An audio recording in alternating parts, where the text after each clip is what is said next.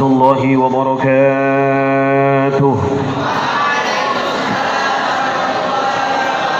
الحمد لله رب العالمين، والصلاة والسلام على أشرف الأنبياء والمرسلين سيدنا وحبيبنا وشفيعنا وقرة أعيننا ومولانا محمد وعلى آله وأصحابه ومن تبعه بإحسان إلى يوم الدين. قالوا سبحانك لا علم لنا إلا ما علمتنا إنك أنت العليم الحكيم. لا حول ولا قوة إلا بالله العلي العظيم. أما بعد، فقد قال الله تعالى في كتابه الكريم وهو أصدق القائلين: أعوذ بالله من الشيطان الرجيم. بسم الله الرحمن الرحيم. يرفع الله الذين آمنوا منكم والذين أوتوا العلم درجات. صدق الله العظيم. وقال النبي صلى الله عليه وسلم: طلب العلم فريضة على كل مسلم ومسلمة. Yang saya hormati dan saya muliakan para alim, para ulama, para asatidz wal asatidzah, para guru, para sepuh, wabil khusus kepada guru kita, kepada syekhina kita Al-Mukarram beliau Romo Kiai Haji Muhammad Ali Khalil, yang mudah-mudahan dipanjangkan umurnya oleh Allah Subhanahu wa taala, diberikan kesehatan yang sempurna oleh Allah Subhanahu wa taala, agar terus bisa membimbing perjalanan kita mulai dari dunia sampai kepada akhiratnya Allah Subhanahu wa taala. Hadirin ma'asyiral muslimin, wabil khusus kepada para santriwan santriwati, santriwan yang tampan-tampan, santriwati yang cantik-cantik. Udah pada ngantuk belum? Udah ngantuk? Sudah ngantuk? Ngantuk? Alhamdulillah sama. Berarti kita masih sama-sama manusia. Hadirin yang dirahmati oleh Allah Subhanahu wa taala, alhamdulillah, puji syukur kita panjatkan kehadirat Allah atas segala nikmat yang telah Allah berikan kepada kita, wabil khusus nikmat iman, nikmat Islam serta nikmat sehat wal afiat, sehingga alhamdulillah pada kesempatan malam hari ini bersama kita hadir datang dan berkumpul di tempat yang insya-Allah penuh dengan berkah, dalam rangka bermuajahah mendengarkan tausiah dan mau'izatul hasanah, juga dalam rangka harlah peringatan hari lahir Pondok Pesantren Syekhuna Khalil yang ke-28.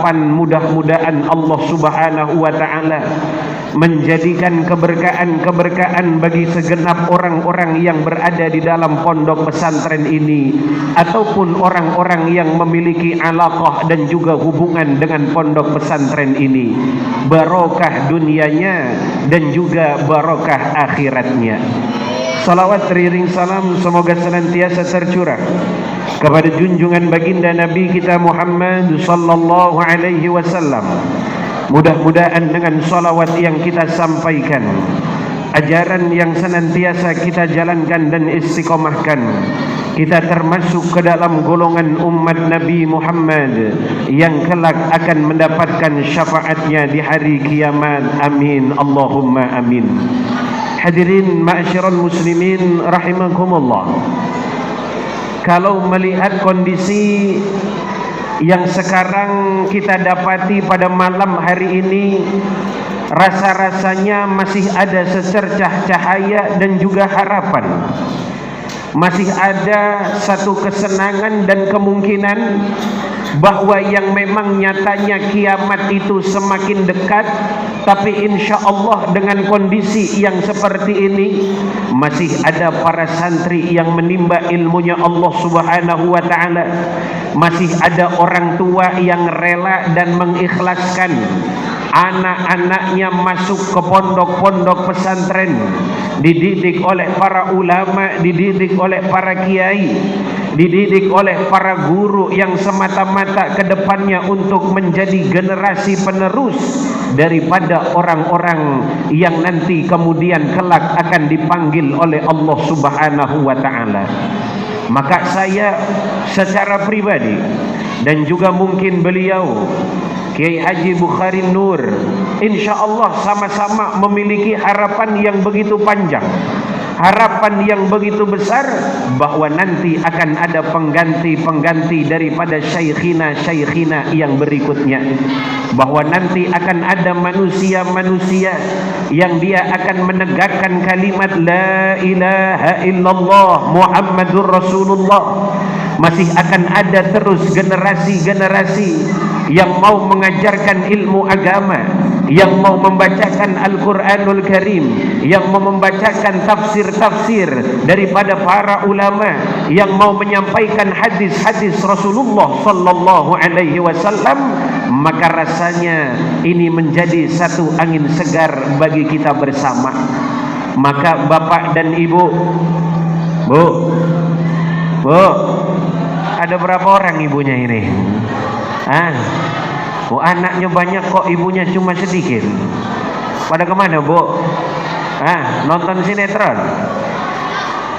Maka alhamdulillah yang punya anak mondok di tempat ini, yang menitipkan anak dengan ikhlas, dengan benar, maka insya Allah akan menjadi jaminan kelak di masa depannya.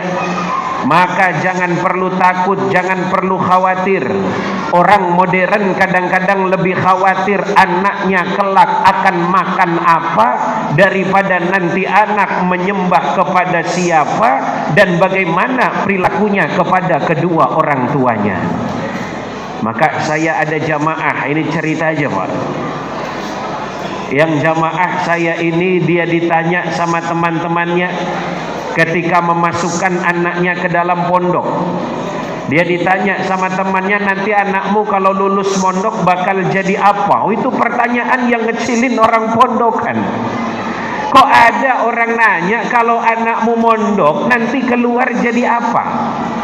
Maka saya jawab kepada orang tua tadi dengan jawaban yang nyeleneh, ya tapi insya Allah benarlah. Saya jawab, bilang saja begini Pak sama temannya, kalau pertanyaan anak yang mondok nanti keluar jadi apa, memang kalau anaknya yang tidak sekolah di pondok nanti keluar bakal jadi apa-apa. Kan pertanyaannya tinggal kita balik. Apa jaminan kalau anak yang tidak mondok kemudian akan sukses di masa depannya? Apa yang menjadi jaminan kalau anak mondok kemudian akan menjadi susah kehidupannya? Maka ibu, bapak, orang tua yang sesudah memondokkan anaknya, itu bagian daripada salah satu nilai takwa kepada Allah Subhanahu wa taala. Dan para santri-santri yang diajarkan di pondok ini dititipkan kepada para masyayikh, dititipkan kepada para guru. Maka tugas orang tua yang pertama itu rela, ikhlas dan juga ridho. Ridho bu, ridho bu. Kalau anaknya umpama salah kok satu waktu disentil sama gurunya, ridho bu. Kalau satu waktu kok anaknya ini sedikit agak mucil-mucil kemudian ditakzir oleh gurunya, ikhlas nggak? Kalau nggak ikhlas, awas. Ikhlas ya. Karena sekarang ini serba repot. Atas dasar hak asasi manusia, kebebasan di atas segalanya. Bahkan seorang guru itu takut dan khawatir untuk mendidik muridnya sedikit agak keras. Kenapa? Khawatir kena yang namanya HAM. Maka kalau sudah HAM yang dikedepankan, tanpa melihat kepada unsur-unsur akhlak, melihat kepada unsur-unsur keagamaan, maka sudah barang tentu bahwa HAM ini hanya akan menjadi racun dalam kehidupan kita sebagai manusia. Ada perempuan pakai pakaian yang serba minim, anak umur 25 tahun tapi pakai pakaian anak umur 5 tahun. Yang atas kebawahan, yang bawah kenaikan. Repot kan? Umurnya 25 tapi sayang pakai pakaian anak umur 5 tahun. Begitu lewat di depan kita yang laki-laki, Bu, nggak dilihat sayang, dilihat dosa. Pakaiannya you can see namanya, ya. Ini santri tahu you can see. Nah, santriwan tahu you can see. Apa artinya you can see? Kamu bisa lihat saya. Apa yang bisa dilihat? Ketek saya. Apa yang bisa dilihat? Pusar saya. Ada perempuan model begitu lewat, kemudian yang laki melihat, gak dilihat sayang, dilihat tapi dosa. Kalaupun nanti dikasih tahu, Mbak, tolonglah cara berpakaiannya ditutup sedikit. Ini saya yang jadi laki-laki serba bingung, gak dilihat, ya bagaimana, mau dilihat, ya buka bagaimana. Akhirnya nih perempuan dengan entengnya dia bilang, Mas, puser saya, ketek saya. Mau saya buka, mau saya tutup, itu urusan saya, hak asasi saya, sampean nggak usah ikut-ikut. Ada orang tinggal di tengah-tengah masyarakat, dia nyalakan tip dengan suara yang besar, dia setel radio dengan suara yang kencang, sampai-sampai suaranya ke rumah tetangganya. Itu tetangga yang keganggu dengan suara tipnya, boleh juga dong bilang kepada orang yang sedang nyetel tip tadi, Pak, bisa enggak kira-kira tipnya dikecilkan sedikit? Suara tip Bapak masuk ke rumah saya, ganggu istirahat saya. Nah, orang sekarang dibilang begitu sebab karena sudah dicekoki dengan yang namanya HAM, tapi yang kebablasan, dia bilang radio saya dibeli pakai duit saya, disetel di rumah saya, yang dengar kuping saya. Kenapa sampean ikut repot? Lah kita yang jadi tetangga kan boleh juga bilang, Pak, iya bener, radio sampean dibeli pakai duit sampean, disetel di rumah sampean. Tapi kan yang punya kuping bukan cuma sampean, saya juga punya kuping. Boleh dong kalau saya merasa terganggu. Maka kalau seandainya dengan kategori atau bahasa hak asasi manusia, kemudian orang takut untuk menegakkan kebenaran, orang takut untuk menegakkan keadilan, orang takut untuk mendidik muridnya, orang takut untuk mengajar daripada santri-santrinya, maka terus terang ini merupakan salah satu pendidikan yang tidak pernah dikenal dalam Islam. Ini salah satu pendidikan yang tidak pernah diajarkan oleh Islam.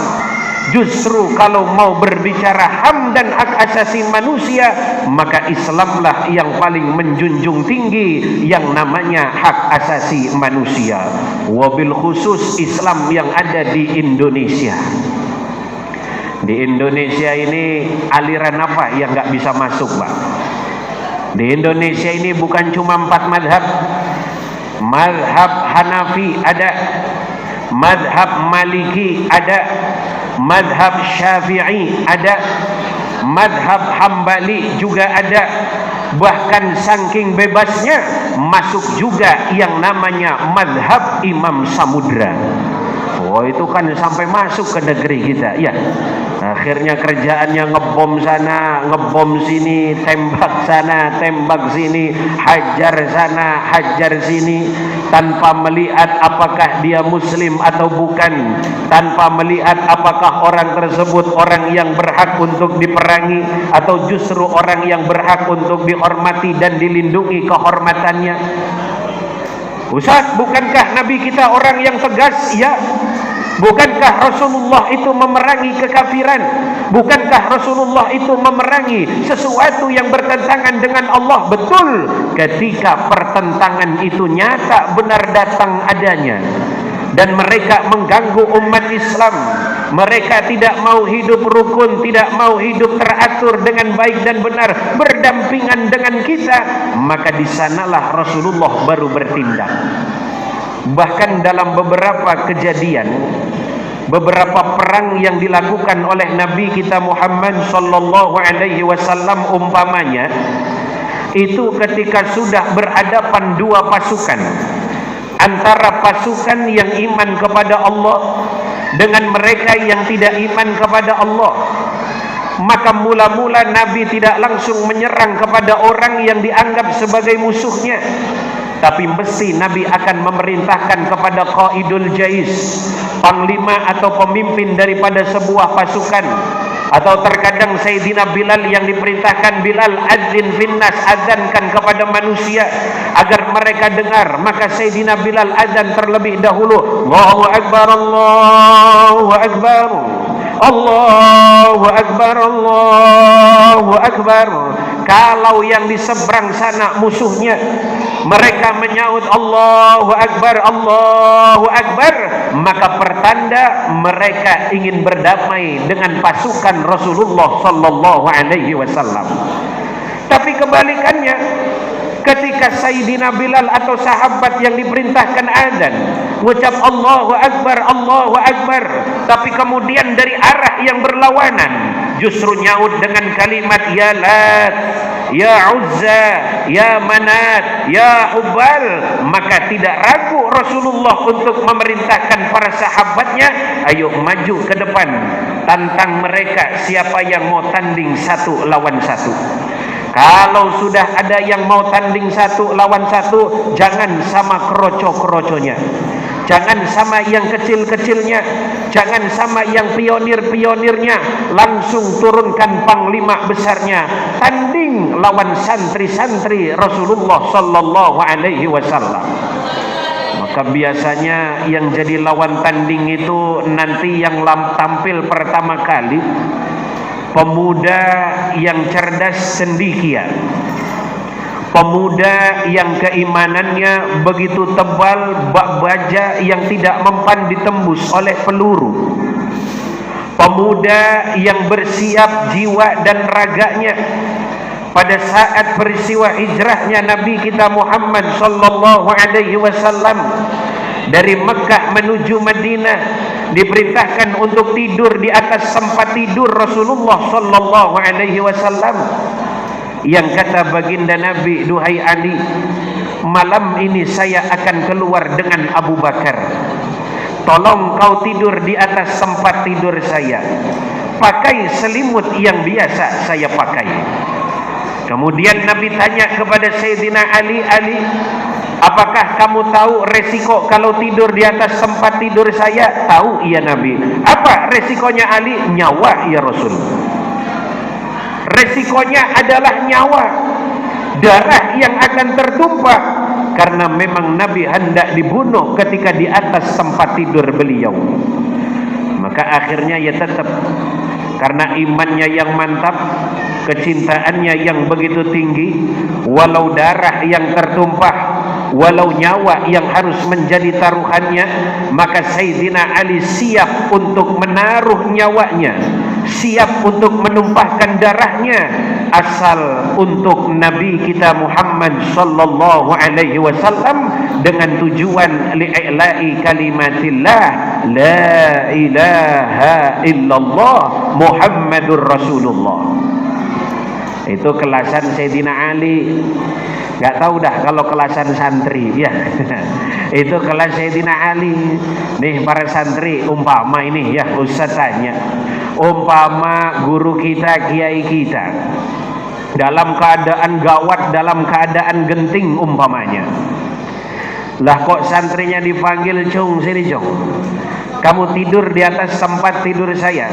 Siap kiai, tapi kamu cung, apa resikonya tidur di atas tempat tidur saya? Nggak tahu kiai. Resikonya kalau kamu tidur di atas tempat tidur saya, nyawa kamu boleh jadi akan mati, karena malam hari ini saya ditarget untuk dibunuh umpama. Ayo kira-kira santri mau apa enggak? Ah yang benar. Ntar jangan-jangan bilang, kiai jangan saya dah, teman saya aja itu yang agak beranian sedikit dia ya. Maka jadi santri itu punya sifat sam'an wa ta'atan. Jadi santri punya sifat sam'an wa ta'atan, yang tunduk patuh kepada seorang guru. Dulu di Jawa Timur ada kiai punya santri, Pak. santrinya matur sama kiai, bilang, kiai mohon maaf, dalam ini mau curhat. Kenapa? Dalam ini jadi santri kok goblok betul, belajar nahwu nggak bisa, belajar sorof nggak nyambung-nyambung, ngapalin hadis ya susah, mahamin tafsir ya pun demikian sama sulitnya, ngafal alfiyah ya mundar mandir masih di situ aja nggak pindah-pindah. Kemudian kata kiainya bilang gini, cung, mangap cung, suruh mangap santrinya Pak. Karena disuruh mangap sama kiainya, ia mangap si santri. Begitu sudah mangap, diludahi sama kiai, telen cung. Kira-kira ditelan nggak Bu? Ditelan nggak? Ditelan apa enggak? Ditelan santri dulu, ditelan ludahnya kiai, gelap. Begitu sudah ditelan kok yang dilalah barokah daripada ludah sang kiai. Ini santri cakrawala, pemikiran terbuka, ngafal berbagai macam ilmu mudah, paham tafsirnya, paham sorofnya, nahwunya ya mudah dia mengerti. Itu santri dulu dengan santri sekarang kadang-kadang ya suka ada bedanya. Kalau santri sekarang matur sama kiai, kiai saya jadi santri goblok amat gitu ya, saya jadi santri bodoh betul. Kemudian kata kiainya, mangap cung. Santrinya jawabin, mau diapakan? Saya mangap kiai, saya mau ludahin kamu biar jadi pinter. Lah santri yang agak nakal, agak mucil, dia nyautin kiai, daripada saya yang diludahin mending kiai tak ludahin duluan. Wah, ini santri kurang ajar namanya ya. Di sini ada yang begitu? Ada yang begitu?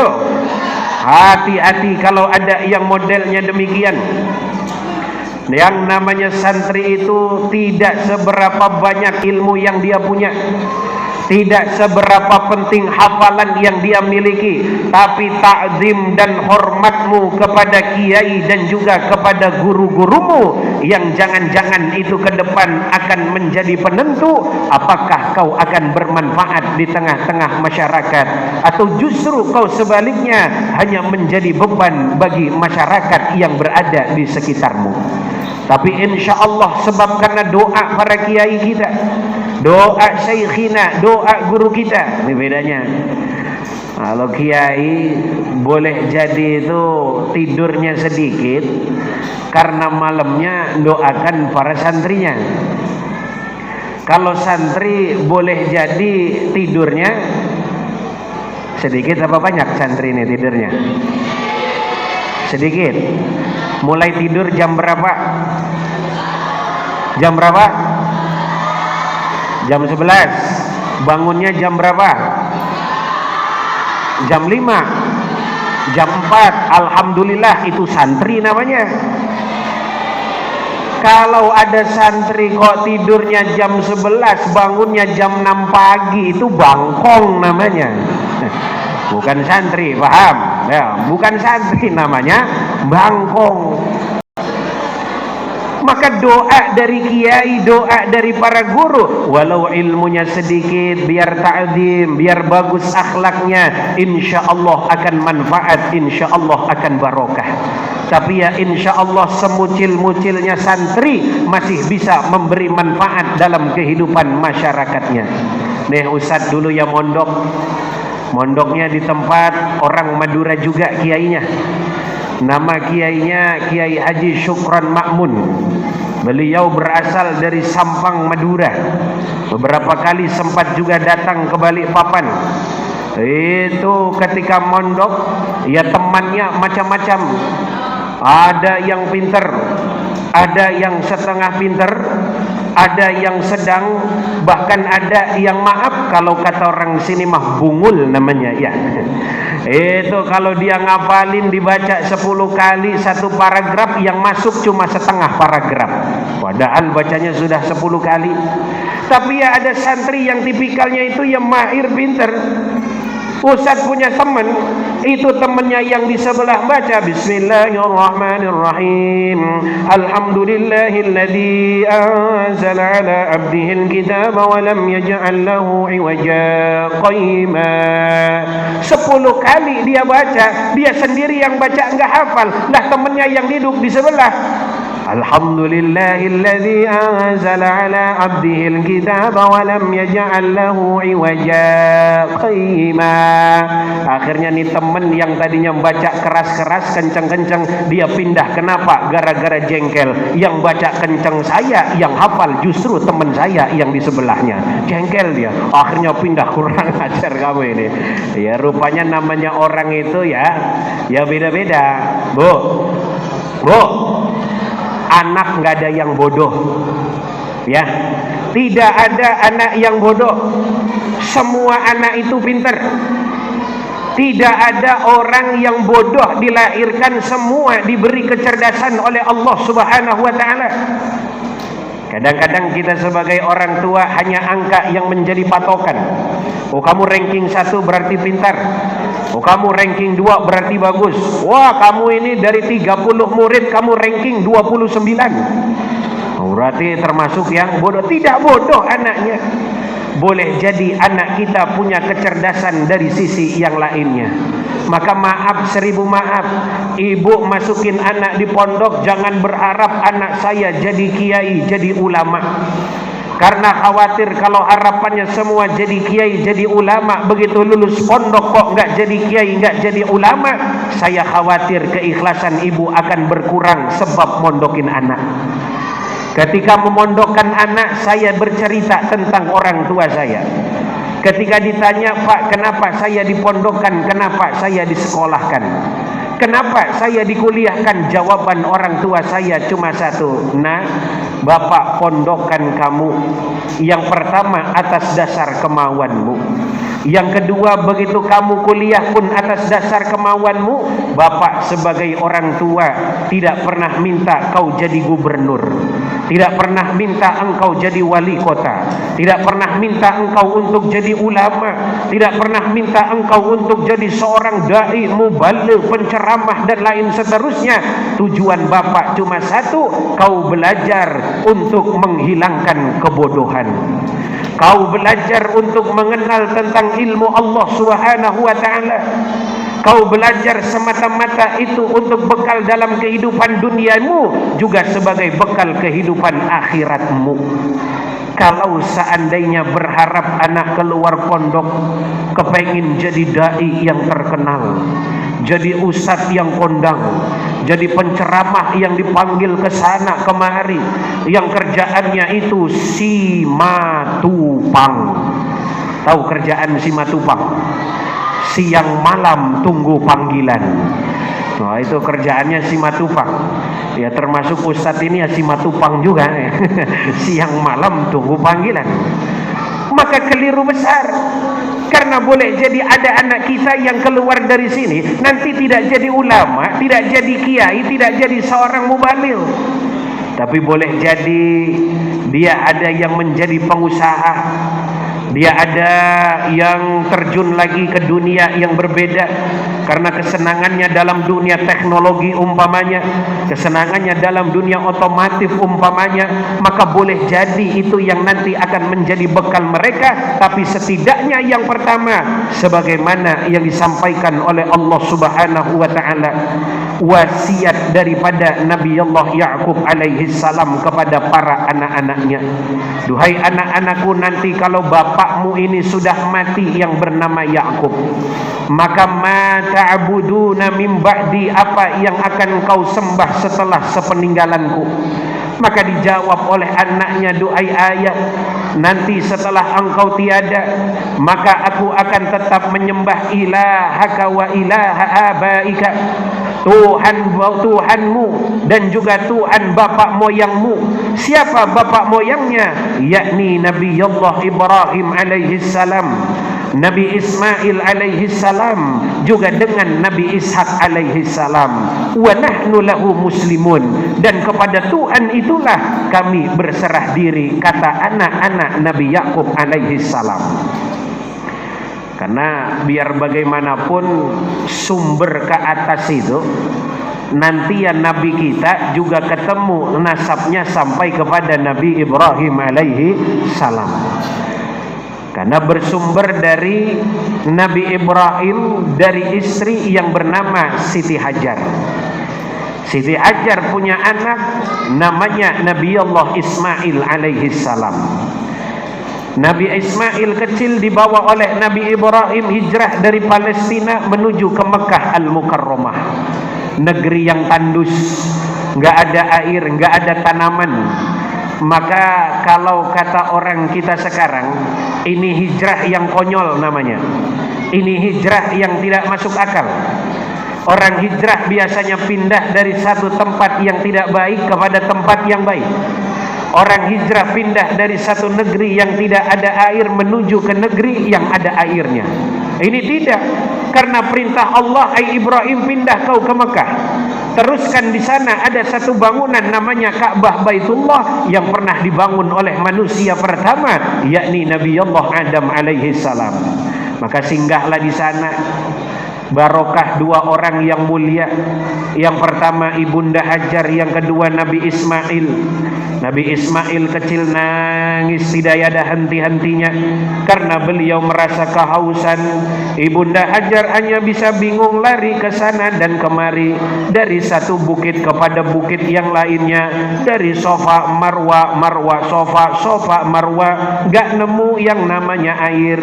Kemudian Allah Subhanahu wa ta'ala tidak akan pernah meninggalkan hamba yang dimuliakan. Allah tidak akan pernah membiarkan orang-orang yang takwa kepada Allah. Dan hal inilah yang dijanjikan dalam firman Allah Subhanahu wa ta'ala, orang yang senantiasa takwa kepada Allah, yang kemudian disyarah oleh Al-Imam Abdullah Alawil Haddad, Qutbil Irsyad, waliyun min awliyaillah, dalam satu kitabnya, kitab Nasaihud Diniyah. Ketika beliau menafsiri, ketika beliau mensyarahi ayat daripada ya ayyuhalladzina amanu ittaqullaha haqqa tuqatih wa la tamutunna illa wa antum muslimun, bahwa orang yang takwa kepada Allah Subhanahu wa taala, buah daripada takwanya, wa min dzalika, kata beliau, di antaranya ma'iyyatullahi taala, kebersamaan Allah selalu dengan orang-orang yang takwa kepada Allah Subhanahu wa ta'ala. Ibunda Hajar itu tidak kurang-kurang takwanya, Pak. Begitu dikirim sama Nabi Ibrahim langsung ditinggal. Ibu nih, bu, pokoknya panggil terus sama saya ibu-ibu ini ya. Bu, ibu dia sama suaminya dibawa nih dari Balikpapan yang tadinya sudah nyaman, diajak ke Grogot, masuk ke tengah-tengah hutan, apa itu namanya, sawit. Habis itu ditinggal. Kira-kira senang apa mangkel? Kalau bilang senang top berarti ya. Pastinya mangkel, Ustaz.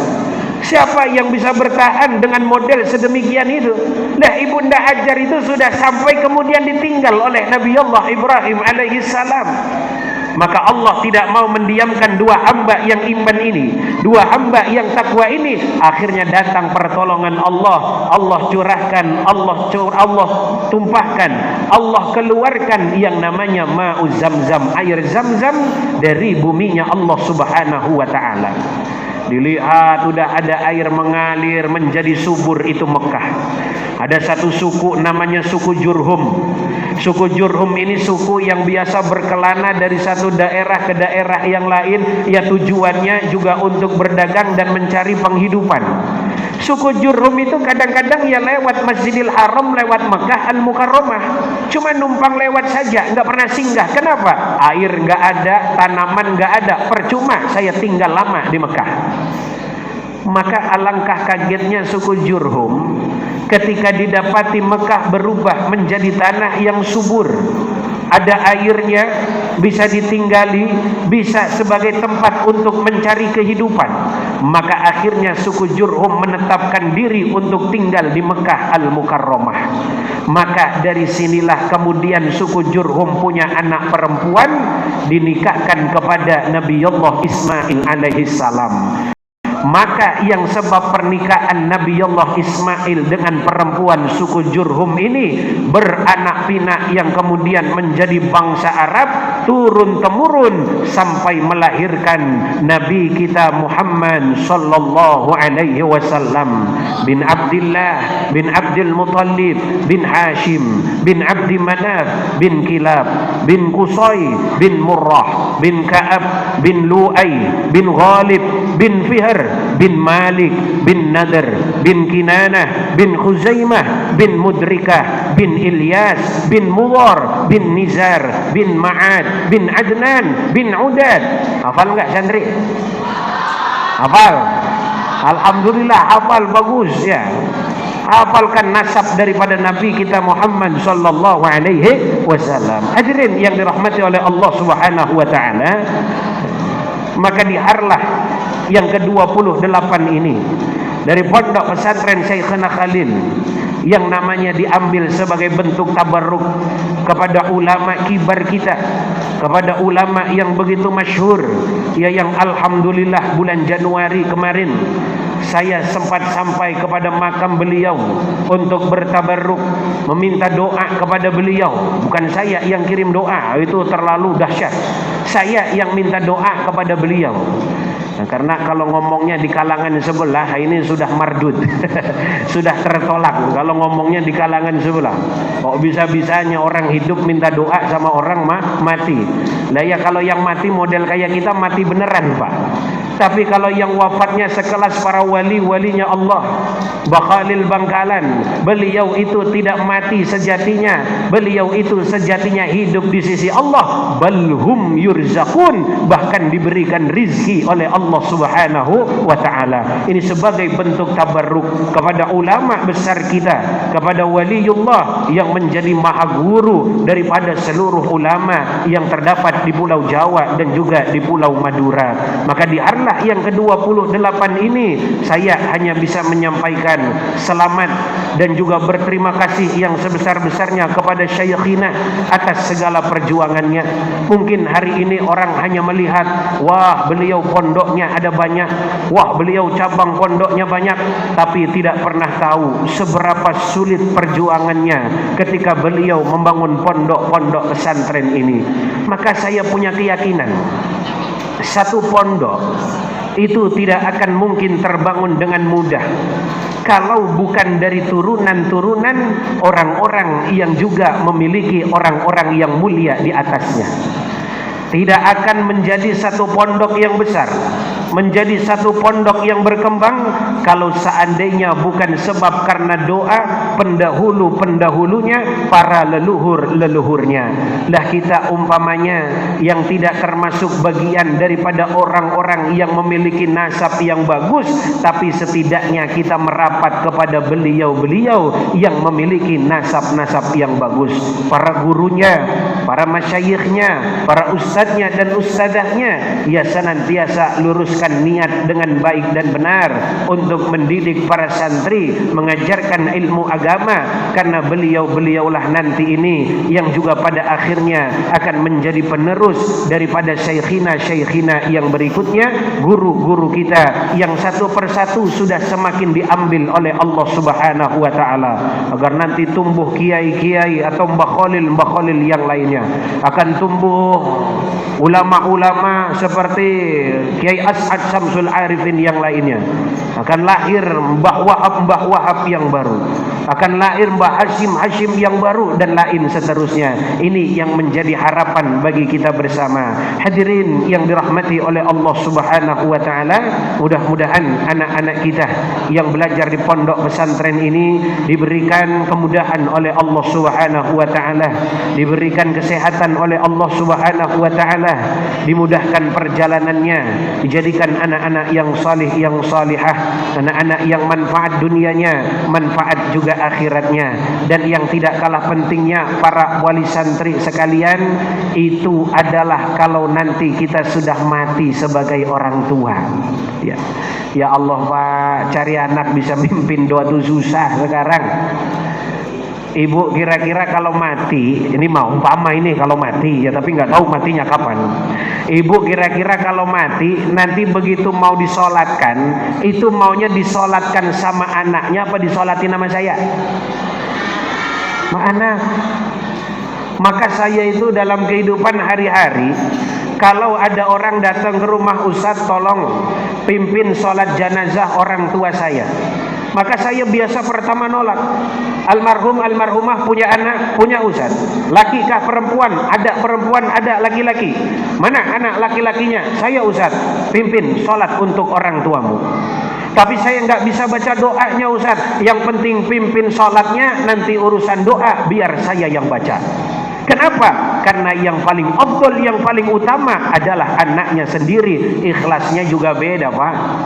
Nah, kalau saya yang disuruh umpamanya, udah lagi sibuk-sibuknya kok disuruh umpama Ustaz, tolong sholatkan jenazah orang tua saya dulu. Ya mungkin sih disolatkan, tapi hati urusan ngegermeng itu kan gak ada yang tahu. Weh, ini orang gak tahu lagi sibuk, lagi repot apa. Emang gak ada Ustaz yang lain apa suruh nyolatin jenazah orang tuanya. Tapi kalau anak syafaqahnya berbeda, rasa kasih sayangnya berbeda, maka dengan demikian itulah salah satu yang menjadi harapan daripada orang tua. Ada anak ngangkat kedua tangannya Pak tiap malam Jumat, Rabbi firli dzunubi wali walidayya warhamhuma kama rabbayani shaghira. Hari ini itu barang yang mahal, hari ini itu barang yang langka. Saya mondok di tengah-tengah kota, kawasan segitiga emas, Jalan Senopati namanya. Itu dekat dengan lingkungan orang-orang yang rumahnya besar-besar. Kalau ada yang meninggal, maka santri yang dipanggil untuk membacakan doa dan juga khotaman Quran. Tapi yang sangat mirisnya bagi kami para santri, kita yang santri sih membacakan Al-Quran di hadapan jenazah orang tuanya, tapi ini anak di luar masih sempat cengengesan. Dia bicara dengan teman-temannya yang lain, yang dibicarakan masih urusan bisnisnya, yang dibicarakan masih urusan dunianya, yang dibicarakan masih urusan hartanya. Na'udzubillah summa na'udzubillahi min dzalik. Hadirin Bapak Ibu yang dirahmati oleh Allah Subhanahu wa taala, para asatidz, para guru, para masyayikh, inilah yang bisa saya sampaikan. Kurang dan lebihnya saya mohon maaf. Terima kasih yang sebesar-besarnya atas segala perhatian. Wallahul muwafiq ila aqwamit thariq. Billahi taufiq wal hidayah wal ridha wal inayah. Assalamualaikum warahmatullahi wabarakatuh.